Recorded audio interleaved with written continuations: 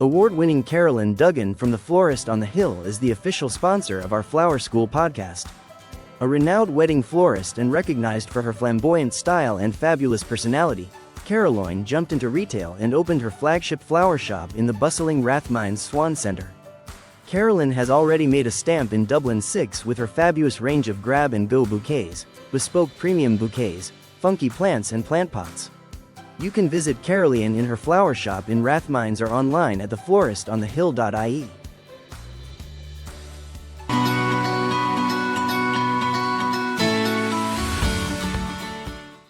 You are very welcome to the Flower School podcast brought to you by Kay's Flower School. Don't adjust your sets, don't adjust your earpieces, don't adjust anything. My name is Linda Monohan. I'm also known as the Habit Boss, and I'm taking over the Kay's Flower School podcast for today because I have two very special guests, and they are Jeanette and Deirdre from Kay's Flower School. Thanks a million. You're very welcome to your podcast. This is a change. This is a change. I'm just going to get straight into it. We've so much to talk about, so much to cover, and we want to get it done in an hour so everybody can listen to it. An hour? Oh. Yeah. We'll say, well, maybe less. We'll see. First of all, Deirdre, I'll go to yourself. You guys lived in a florist. You lived in a shop.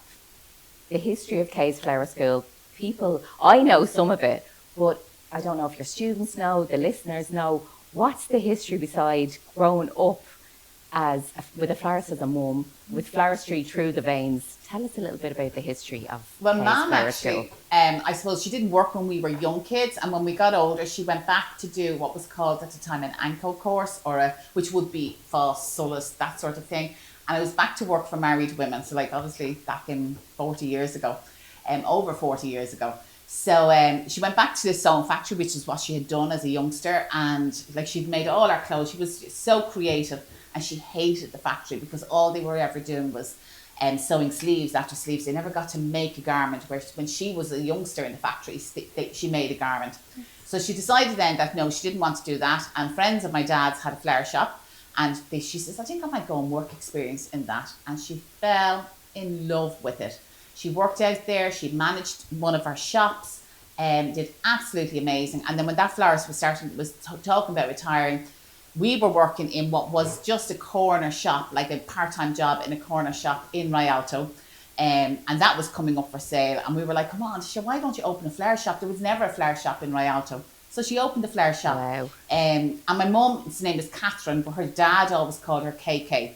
So the flower shop was called Kay's Corner with Right. two K's, KK, rather than Very corner good, with a very C. good. And that was sort of where it started. We had no choice. There was no choice for us to work. We had to work Yes. in the flower shop because they couldn't afford to pay wages and stuff like that. And then it was coming up, Jeanette was leaving school, and Jeanette only ever wanted to be a secretary. She wanted that pencil skirt and that little shirt and tight, long nails and type.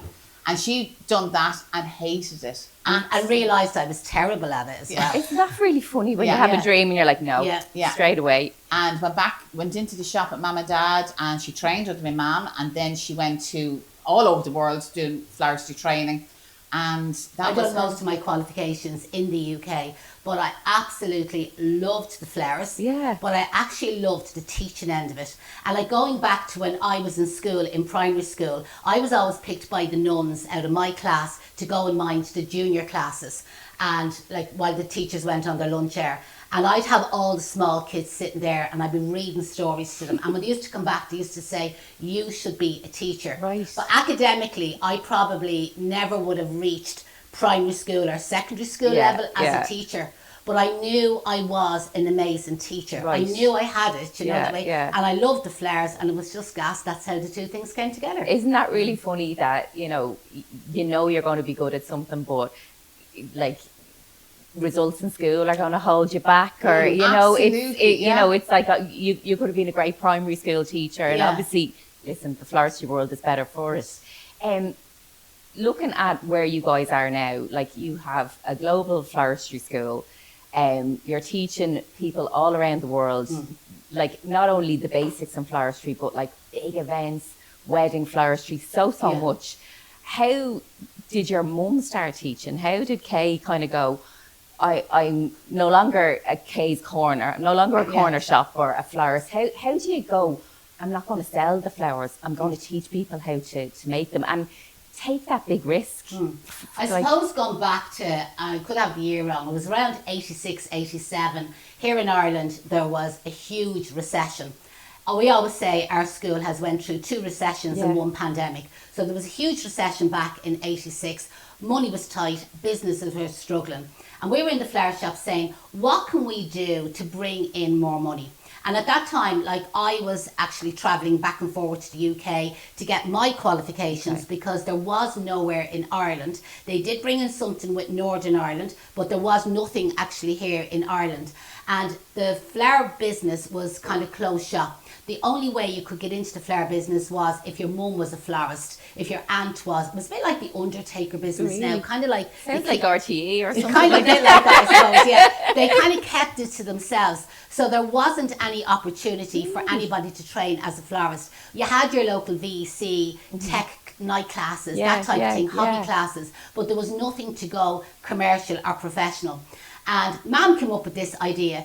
Why don't we try like doing Saturday classes, like giving people the opportunity to maybe train commercially, like learn how to price an arrangement, know how many flowers to put in it, what it's going to cost and what it's going to sell at. So originally it started off with a Saturday class, and that became then a weekend course, and that kind of continued on and became like weekly courses, monthly courses. She threw in a few night classes. And you know, to be honest, it took off so well. So we still had Kay's Corner. We were still on the Kay's Florist Kay's Corner. And we rented the upstairs premises of it. And we took over the corner in Rialto. And to be honest, till this day, we're still, even though we're in the middle of moving to larger premises, we still actually have a site there like for storing. And it just went so well. She said, you know what, I think we'll sell the Florist, which to this day is still called Kay's Florist. Like that is going back years. Really? It has changed hands 2 or 3 years, 2 or 3 times I meant to say. But the owners each time still keep the name. As they say, they ride on the back of the name. Kay's Flower School, Kay's Florist. People assume we are still connected with it. It's a fairly well-known shop. And to this day, the Kay's Florist is still there. That's mad. And like from the beginnings of maybe pricing a bouquet or pricing an arrangement, or how did you evolve? How did you stay relevant? Because like 38, 40 years, it's a long time to remain as the head kind of teaching school in Ireland and then become such a global representative of the florist industry. I think, I suppose we made a decision. We did look about getting what would have been back in the day, like FETAC and stuff like that, accredited. But we really felt that we were restricted by the syllabus. That was a huge restriction. And even today with Sitting Guilds and QQI, they are restricted to what they teach. The courses are fantastic courses, but they just haven't evolved on to how floristry is today. Right. With us staying as a private entity, we were able to evolve our syllabus, and we never really took stuff off the syllabus. It was more we added on to the syllabus. So when it became the time that, years ago when my mum and Jeanette, were running the flower shop, they had to go into the markets to buy the flowers. And that has all changed now. Nobody really does that anymore. They go online, like your Tesco online shopping, they buy their flowers. That wasn't part of our course 15 years ago. That's now part of our training. We have the wholesalers from Holland, from Ireland, from wherever coming in to speak to our students about how to buy wholesale. That isn't really part of a lot of courses. The same thing, social media wasn't a thing back then. We were then able to adapt that into our syllabus, and we would have people come in to our bloom rooms, as we call them, and talk to our students about setting up your social media from day one, from scratch. Like if you're thinking about doing this as a business, this is what you need to do. If we had stayed under one of the umbrellas of Sitting Guilds or QQI or any of them that are out there, we wouldn't have been able to do all that at the same time. I suppose a big thing was the business side, where a lot of the syllabus concentrates on the practical side, which is really, really important. But for people who want to work for themselves, go out on their own and there wasn't anything there to encourage them the business side, teaching them about whether it's simple registering as a business, registering for VAT, getting accounts with wholesalers, and then also the behind the scenes, the costing, the overheads of running a business, what they need to buy in to actually run a flower shop. None of that is part of any of the syllabus out there. Yeah. To give you an idea, like our module 1, there's 38 chapters, okay? Right. And within each chapter there's lots of episodes. The actual syllabus is chapter 16, and we go up to chapter 38. Now that is only with module 1. Yeah. So I always say to our students, okay, we really only need to get to chapter 16, Yeah. and that is the syllabus covered. Right. We're finished. Yeah. But I feel the more that you want, and this obviously everybody's different, but I was talking to somebody there this morning, the more you want to put into the course, the more you will get out Yeah. of it. And because we're working online, we're working with everybody on a one-to-one basis. There's nobody holding them back. Yeah. You think in a classroom-based course, you will have somebody that maybe has lots of questions, and that's absolutely fine. Yeah. You know that way. Yeah. That's allowed. But sometimes in a classroom-based course, they're holding everybody else back. Right. And you have the ones who are much quicker, much faster, and maybe at a slightly higher level, and they want to go on further. Because I'm dealing with everybody on a one-to-one Yeah. level, if you're able to go faster and further, I keep bringing you on. And if you get to chapter 38, we won't stop. If we're still in our program, Right. I'll add on 2 or 3 extra chapters to you to continue on further and further. Yeah. And then the person who's maybe a little bit slower or it's quite content, they just want to do the course Yes. syllabus, will stop at chapter 16 Yeah, with them. yeah. So I suppose that's the main, that would be a big thing with our school. Yeah. Is that and that's back down to the restrictiveness, that we're not restricted Yeah. to what we can teach. Yeah, because that's what I suppose, you know, we're in such a digital era, and everybody wants to, you know, create passive courses and but what's so different about you guys is it's so hands-on. Yeah. Like as like an industry leader and an international leader, like to be that involved with the students on a day-to-day basis when they're in module 1 through 4. Yeah.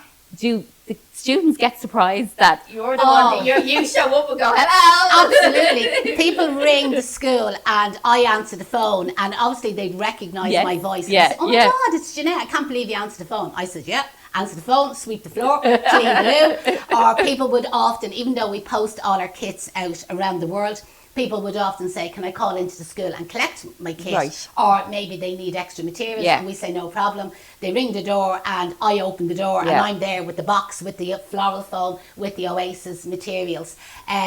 Like I am definitely hands-on. So when people book a course, obviously I'm not saying I'm the face of Case Flower School, Well, but you are, because I suppose a lot of the adverts or promotional ads that you would see across social media is me saying, do you want to be a florist? Do you Yeah. want to do a course with Case Flower School? But when they book the course with us, it is actually 85% of the time I am actually your teacher. Yeah. So I suppose what makes us different, because I know the word online, people are a little bit skeptical about it, you know that way. Yeah. But with our online, it's so different. You can't actually compare it, which is why we do a sample course to give people a taste of what it actually is. We do that for free with them. But when they're making their arrangements, as I said, I could have 20 students and they're all at a completely different level. We have the person who's that little bit slower, wants to just maybe do the course syllabus. Yeah. We have the person who's maybe a little bit faster, you know, a little bit more advanced and wants to go that bit further. So when they're making their arrangements at home, we do it all step by step, like a classroom-based course. I demonstrate, but they're watching a pre-recorded tutorial. Okay. I provide them with the exact same materials. So at home, in the comfort of their own home, they're copying the arrangement, but step by step. And when they do the first step, they take a photograph, they send it to me. Within minutes, That's what I was just I going to am ask back you. to them. And do you know from that picture nearly like, or the interaction, like within a couple of minutes, these are going to be, you know, ahead of the rest, or they're going to be Sometimes Yeah. you would. Definitely on arrangement number 2. Right. And again, I can say maybe I used the clock. At 12 o'clock, you need another piece, or that piece is too long, Yes. too short, Yeah, you need more, yeah. you need less. And then I say, gold star or the green light, you're ready to go on to step 2. Okay. And nobody else is holding them back. Right. Where if that was in a classroom base, we would have to wait till everybody was corrected. I think that's I so good. demonstrate the second step, and then everybody would copy. Yeah. But when online, they're all at completely different level. You're not feeling that you're ahead of everybody Yeah. else. You're not feeling that you're behind because Yeah. you don't know what the other And, person is doing. so there's nobody's confidence is impacted or No, anything absolutely like that, not, you know. no. So And again, I do have a great way of correcting somebody without saying you completely made it. You know that way. I do have. do you? Tell me. Sometimes I look at a photograph and say, where will we start here? You know, that way. And like that is one of, you know, the Yeah. responses. People say, Yeah. oh my God, Jeanette, Yeah. like, you know what I mean? You never knock us. Yeah, I'll if they're wrong, they're wrong. Yeah, Do you know that yeah. way? Like, absolutely, I will correct They them. have to reach a certain They standard. have to reach a certain Absolutely, standard. yeah, yeah. And I am actually quite fussy. And there's some designs that I am so fussy with. The funeral spray, Yes. I am obsessed with the yeah, funeral yeah. spray. Well, that has Hand to be tied professional, bouquets. doesn't Yeah. it? Yeah. Yeah. Yeah. I mean, and your weddings and Yeah, everything exactly, like that. yeah. And what we've also noticed as regards like the online is that the door has actually opened so much to people that a lot of creative people, not a lot, I don't know how to generalize, but what the feedback we have got is people that have ADHD. So my son has ADHD and struggles so hard in the classroom. I think Yeah. sometimes I have ADHD. Yeah, I think so too. But struggles so hard. But what we have heard back from our florists and our students Yeah. is that because of how the course is structured, they're not stuck in a classroom. Yes. They can go off, they can start an arrangement, they can go off, they can do something Yes. else, or they might need to go for a walk, or they might need to unwind. And because of how the course is structured, they can really work this around our lifestyle. We've had girls with special needs. Yeah. We've Yeah. had boys with hearing difficulties. We've had quite a few students with hearing difficulties. Yeah, and sight And problems. sight Yeah. issues, yeah. So And like we've had even a couple, I don't know how you phrase this, they've been in like a home Yeah. and their nurses under are care, carers. yeah, Okay. yeah. And again, they would take in the flower deliveries and the materials, and again, they would be, sometimes it's nearly like the carer is also doing the course with the Okay. attendee Yeah, yeah. and helping them, and then sending on their photographs for the feedback, Yeah. etc. And that has worked out really, Amazing. really well. Like the feedback we've got, like we've even got videos, but they've asked us not to post, which is fair enough. Yeah. But like the feedback we get from those is just, do you know, in fairness, the feedback we get all the time Yeah. is phenomenal. You know, we're very lucky in that people are our past florists and our past students are so Yeah. supportive of us and Yeah. are quite happy to shout out about us. And so the photographs nearly work as tick boxes for each stage, or Yeah. you feel that Absolutely. they can get on for certification, Yeah. because they're not allowed to go to the next stage Right. until they get that Yeah, green light yeah, or yeah. that gold star, Yeah, as I yeah, say, yeah. and then they can move on to the next stage. That's brilliant. Like, and so the curriculum, the WhatsApp group, what else is there? How do you like? I suppose. Or just, it's not a WhatsApp group. No, just to make it's that. one-to-one. It's one-to-one. Yeah. So nobody knows. You know, if you're in a That's- group and you post up a Yes, photograph yes, and we yes. just say, I critiqued it. Right. Okay, and it wasn't as good. Yeah. You're going to feel, oh my God, everybody in the group so- is hearing this. That's brilliant. That doesn't happen. Right. It's literally one-to-one. So everybody is issued with a WhatsApp, you know, a Bloom Room phone number, we call Amazing. it, which is only used for the Bloom Room and is only works when they're actually a student. Now, in saying that, we do have, when the students eventually graduate and they're completed their training, we do have a free mentoring group, which is called our Bloom Studio. Okay. And they would have access to that one-to-one WhatsApp. So once a student of K's, always a student of K's.